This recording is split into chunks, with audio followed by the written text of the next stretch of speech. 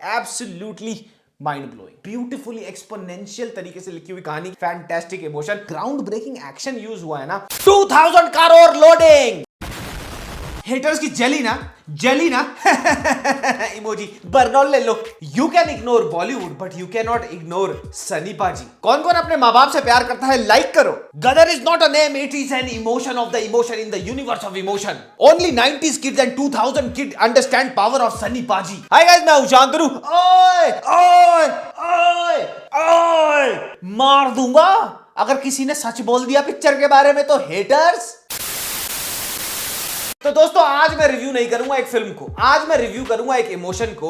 एक तरफ पाकिस्तानियों को दे दनादन पिटते हुए देखने का जी को ठंडा कर देने वाला इमोशन, और दूसरी तरफ कैसे इस फिल्म ने शॉट बाय शॉट मेरे सोचने समझने की ताकत का विकलांग कोटा लगवा दिया, उसका इमोशन। तो ये इमोशन ना हेटर्स को समझ नहीं आएगा, जो पहले ही कह रहे हैं कि भैया बेकार फिल्म है, ये है ऐसे। तुम्हें समझ नहीं आएगा कि 2023 में गदर जैसी फिल्म, सन्नी पाजी जैसा हीरो और ये सिनेमैटिक ब्रिलियंस ना बन ही नहीं सकती। तो आगे बढ़ते हैं और रिव्यू करते हैं इसी इमोशन का, ऑनेस्टली सही में।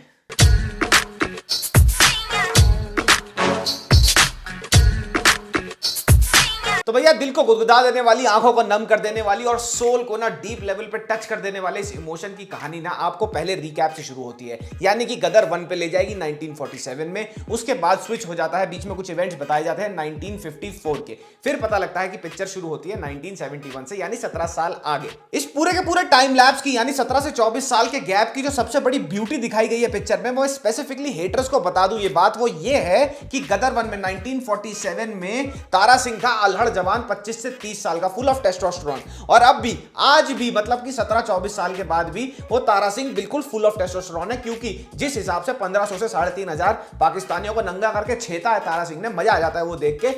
ये तो भैया एक 30 साल का फुल ऑफ टेस्टोस्टेरोन नौजवान ही कर सकता है, और तारा सिंह कभी एज होता ही नहीं। So you get it haters. दुश्मनों पूछो तारा सिंह कौन है। इमोशन की हीरोइन यानी सकीना जी, यानी अमीषा पटेल का कैरेक्टर, 24 साल बीत चुके हैं, लेकिन तुम देख के कह दो भैया मुआ चुम्मा कि भैया 24 दिन भी एज नहीं हुई है। वो झुर्रियों में आज भी पूरे प्रॉपर कर्ल हैं, मुंह पे एक झुर्री नहीं है, लेकिन हाँ, पहले पार्ट में आंखों का रंग थोड़ा सा भूरा था, इसमें थोड़ा सा पर्पल कलर का हो गया, वो तो हो ही जाता है यार। तुम इमोशन देखने गए हो या कॉन्टैक्ट लेंसेज देखने गए हो हैं? वो क्या? थोड़ा प्यार। इस इमोशन का जो MVP है, यानी कि मोस्ट वैल्यूएबल पर्सन, वो है सकीना और तारा की गलती, जो पार्ट 1 में हुई थी 1947 में, यानी गदर पार्ट 1 में। अब वो गलती बड़ी हो गई है और उसके पापा यानी कि अनिल शर्मा उसके बाउंस चेक हमारे से भरवा रहे हैं, उसको हमें स्क्रीन पे दिखा के। इतने चीथड़े करेगा तेरा पूरा पाकिस्तान नहीं गिन पाएगा। अब बहुत सारे हेटर्स ये बोलेंगे कि उत्कर्ष शर्मा भी तो नेपो किड है, उसको भी ट्रोल होना चाहिए। जब बाकी सारे नेपो किड्स ट्रोल होते हैं, तो मैं इन हेटर्स को एक बात बता दूं कि चाहे उत्कर्ष शर्मा ने गदर 2 में इतनी वाहियात और इतनी भद्दी एक्टिंग करी हो कि जब भी वो किसी भी सीक्वेंस या शॉट में स्क्रीन पे आता है तो तुम्हारा मन करेगा स्क्रीन पे अंदर जाके उसका गाल लाल करने का चाटा मार के, इतनी गंदी एक्टिंग करी हो। लेकिन एक बात कोई डिनाई नहीं कर सकता, और हेटर्स ये कान खोल के सुन ले कि भैया आलिया भट्ट की एक्टिंग से अच्छी एक्टिंग है उत्कर्ष शर्मा की। उत्कर्ष शर्मा की स्क्रीन प्रेजेंस रणबीर कपूर के स्क्रीन प्रेजेंस से बहुत अच्छी है, और जितनी वर्सेटैलिटी है वरुण धवन में, उत्कर्ष शर्मा में उससे 100 टाइम्स बेटर वर्सेटैलिटी है। So you get it, okay.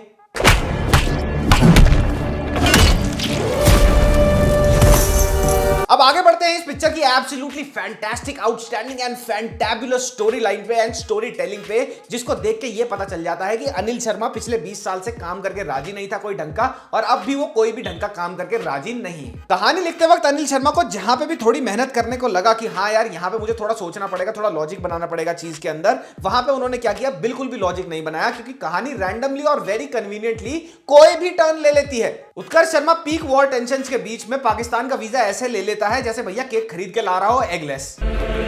बड़े मौके पर आया है तू। अच्छा, पाकिस्तान पहुंच गया। पाकिस्तान में जाएगा कहां पे? 17 साल पुरानी कोई चिट्ठी निकाल लेता है अपनी मां के पल्लू में से, उस वाले एड्रेस पे चला जाता है, और वहां पे उसके चाचे ताऊ उसका थोबड़ा पहले से ही जानते होते। पाकिस्तान जाके मियां को पता लगता है कि भैया वहां पे तो मेरे पापा कभी पहुंचे ही नहीं, और पापा कहां गए? देखो, सोचो, यही तो ट्विस्ट एंड टर्न है, यही तो बारीकियां है इस ब्यूटीफुली एक्सपोनेंशियल तरीके से लिखी हुई कहानी की।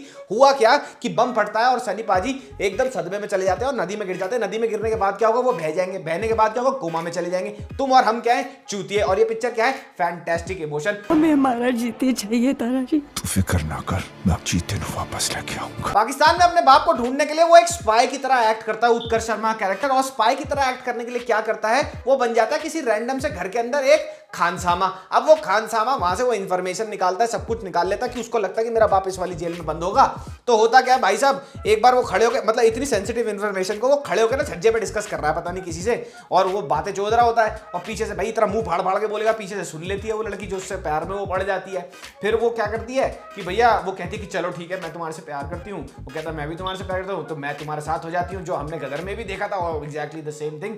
और फिर उन दोनों को प्यार हो जाता है और फिर दोनों वो ढूंढने के लिए निकल जाते हैं। बस ये ब्यूटी है इस कहानी की, और क्या।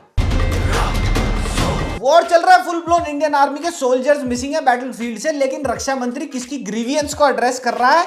तारा सिंह की बीवी को, वो भी अपने ऑफिस में बिठा के 3 जनरल्स के साथ। वॉर चल रहा है, सोल्जर्स मिसिंग है, लेकिन ज्यादा इंपॉर्टेंट कौन है? तारा सिंह की रोती हुई बीवी की तारा सिंह कहां गया? एक चीज जो इस फिल्म के अंदर आउटस्टैंडिंग है और तुम्हारा दिल जीत लेगी, जैसे उसने मेरा दिल जीत लिया, मतलब तुम्हारी सोल को टच कर जाएगी, मजा आ जाएगा, तुम लोग सो नहीं पाओगे।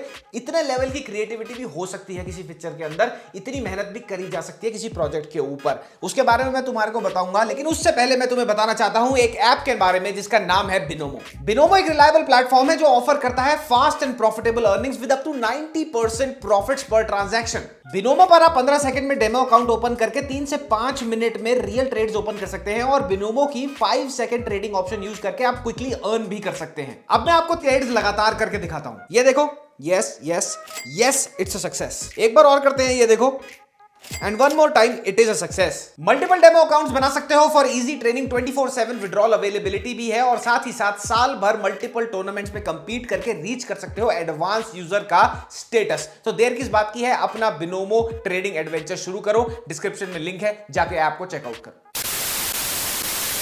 इंडिया और पाकिस्तान के सोल्जर्स लड़ रहे हैं, एक बैटल चल रहा है, फुल ब्लोन आर्टिलरी चल रही है, शेलिंग चल रही है, सब कुछ चल रहा है। तारा सिंह जी ट्रक लेके आते हैं और ऐसे करके निकल जाते हैं पूरे के पूरे बैटलफील्ड में से, क्योंकि होता क्या, गोली जहां पे भी आती है तारा सिंह को देखती है रुक जाती है, या तो लेफ्ट टर्न, या तो राइट टर्न, या तो गोल चक्कर मार के साइड से निकल जाती है। तारा सिंह जी ने ऐसे पेला है पाकिस्तानी आइसक्रीम बेचने वालों को कि भैया उनके हाथ में तो AK-47 है ही नहीं। तारा सिंह उतरा, तारा सिंह ने घुसन दिखाया, AK-47 जाम।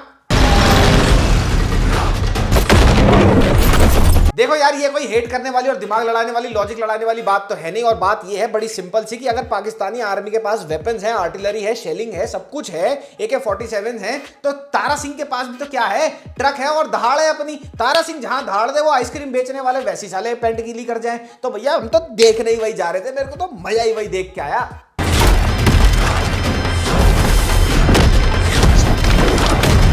अच्छा, एक बहुत जबरदस्त और बारीकी से ना छुपाया हुआ ईस्टर एग की तरह ये दिखाता है कितनी ब्रिलियंट राइटिंग है फिल्म की, और तारा सिंह के कैरेक्टर की स्पेशली।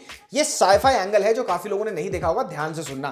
तारा सिंह को जब भी अपने से 500-600 गुना बड़ी चीज से बांध दिया जाता है तो वो फट से टूट जाता है। एक शॉट आता है पिक्चर में जहां पूरे के पूरे टैंक की जो नोजल होती है, जहां से बम निकलता है, उसको ऐसे करके धक्का मार देता है। वो साथ में 2-3 लोगों ने हाथ लगा रखा होता है, तो पर बेसिकली जो थ्रस्ट आता है वो यहीं से आता है। तो ये क्या दिखाता है, शायद उसकी हड्डियों में एडामेंटियम हो, या फिर शायद वो वाइब्रेनियम से बना हो। तो मुझे बहुत इंटरेस्टेड हुई, गदर 3 में शायद इस चीज को अनलॉक करा जाए। I am very interested. एक सीन में हथकड़ी होती है लोहे की उत्कर्ष शर्मा के हाथों में, तो उसको आके सनी पाजी खोलते नहीं है, फटाक करके तोड़ देते हैं। एक सीन के अंदर उत्कर्ष शर्मा चेन मार के बुलेट प्रूफ हेलमेट को खोल देता है, पाकिस्तानी आर्मी के सोल्जर के सर पे होता है, वो ऐसे डिवाइड हो जाता है। और वो डिवाइड कैसे होता है, चेन पड़ी और यहाँ पे टेप लगा रखी थी, वो टेप खुल गई और वो ऐसे करके गिर गया। और उसके बाद सनी पाजी लास्ट में एक हाई वोल्टेज वाला तारों वाला, मतलब लाइव तारों वाला खंबा उखाड़ के दे के मारते हैं। तो यहाँ पे जो ग्राउंड ब्रेकिंग एक्शन यूज हुआ है ना, वो देखने में तुम्हारे को बहुत ज्यादा मजा आएगा। अब इस फिल्म के जो क्रिटिक्स हैं, इनफैक्ट मैं उनको बोलूंगा हेटर्स, उनका सबसे बड़ा क्रिटिसिज्म ये आ रहा है फिल्म को लेके कि भैया सारा का सारा जो हमने इस पिक्चर में देखा वो पहले का नॉस्टैल्जिया ही तो है, ये पिक्चर नॉस्टैल्जिया पे ही तो खेल रही है। तो ये पिक्चर देखने के बाद में बहुत कॉन्फिडेंट हेटर्स तुम्हें ये बोल सकता हूं कि ऐसा बिल्कुल भी नहीं है। ऑल्दो ये सारी की सारी पिक्चर है ही नॉस्टैल्जिया पे, लेकिन वो नॉस्टैल्जिया है ही नहीं। लास्ट के क्लाइमैक्स में टैंक बैटल सीन दिखाया, उफ भाई मजा आ गया वो मुझे देख के। सन्नी पाजी अपनी डिस्क्रेशन पे इतने सारे ग्रेनेड्स लेके एक बार यहाँ पे, फिर इस जगह, फिर यहाँ पे टैंक फोड़ा, यहाँ पे टैंक फोड़ा, फिर वहां पे याद करा, वहां पे उसकी मैया पोती, वहां पे उसकी कच्ची गीली करी। Absolutely mind blowing. तो भैया ओवरऑल ये जो सिनेमैटिक एक्सपीरियंस है जो 2023 में भी लोगों को ब्रेन डेड करने की कैपेबिलिटी रखता है, वो एक ही लॉजिक पे चलती है और वो लॉजिक ये है, गांड मराओ, छोले खाओ, हमें जो दिखाना है हम दिखाएंगे और चूतिया उसको खरीदेंगे भी और पिक्चर सुपर हिट होगी भी। तो haters you can please sit down. अब मुझे एक बात समझ नहीं आती है हेटर्स की, यार वो यार लॉजिक क्यों ढूंढने लग जाते हैं हर पिक्चर के अंदर। हम एक पिक्चर थोड़ी देखने जा रहे हैं, हम एक इमोशन देखने जा रहे हैं। अब देखो, जब तुम ये पिक्चर देखोगे तुम्हें देखने को क्या मिलेगा? सनी पाजी के 4 या 5 गिने चुने डायलॉग हैं, उनमें से 2 या 1.5 इंपैक्टफुल हैं, बाकी सारे के सारे सिर्फ सनी पाजी टॉप ऑफ हिज वॉइस चिल्ला रहे हैं। उत्कर्ष शर्मा की एक्टिंग इतनी खराब है कि तुम्हें जुलाब की गोलियां खानी पड़ जाएंगी उसको देखने के बाद। सकीना यानी अमीषा पटेल का जो रोल है वो पूरी की पूरी पिक्चर में या तो रो रही है इधर से उधर धक्के खा के, उसका मेकअप नहीं उतर रहा, मेकअप बिल्कुल वहीं पे है, कपड़े भी बिल्कुल टिप टॉप है, चाहे बेटा किडनैप हो गया हो या पाकिस्तान में पति क्यों ना रह गया हो। तो ये सारी की सारी चीजें यार हम लॉजिक क्यों ढूंढ रहे हैं पिक्चर के अंदर? ये एक इमोशन है, इमोशन को जाके एंजॉय करो, सिक्के फेंक के मारो, यही तो है 2023 का सिनेमा यार, क्या बात कर रहे हो। और हाँ, अगर तुम लोगों ने अभी तक ऑनेस्टली सेइंग पॉडकास्ट पे मैं Anmol Jamwal from tried and refuse production साथ बैठ के हमने गदर डिस्कस करी कि कितनी फैंटास्टिक फिल्म है गदर, उसका टीजर देखो और आगे बढ़ने से पहले वहां पे जाके सब्सक्राइब भी कर लेना channel. Dude, that scene blew me away. The way you put your point across and that too in English, that puts a good ass filter. अब तो छपरी होगा तो समझ ही नहीं आएगा तू बोल क्या रहा है। Oh dude, pre-release, pre poster. भाई बाथरूम से वीडियो बना देते हैं, बाथरूम से वीडियो। तो भैया जाओ जाके देखो, एक बंदे को मेरे हिसाब से तो 2.5-3 बार ये पिक्चर देखनी ही चाहिए। जब तक वो नहीं देखी जाएगी तब तक पता कैसे लगेगा, ये प्रमाण कैसे मिलेगा हमारे को कि अच्छी पिक्चरें हमारे देश में फ्लॉप कैसे हो जाती हैं और गधे की गांड जैसी पिक्चरें सुपर हिट कैसे हो जाती हैं। ये केस स्टडी है कि भैया एक ऐसी पिक्चर हिट हो जा रही है और एक ओ माय गॉड जैसी पिक्चर को हिट मिल रही है for no reason at all. तो बहुत मजा आएगा वो देखने में। बट जाओ 2 बार जरूर देखना इस फिल्म को। मेरी तरफ से तो भैया 5 में से 7.5 स्टार्स हैं इसको। I absolutely loved it. मजा आ गया। और तुम्हें कैसा लगा वो बताते जाना कमेंट सेक्शन में। तब तक के लिए पाकिस्तान की मां का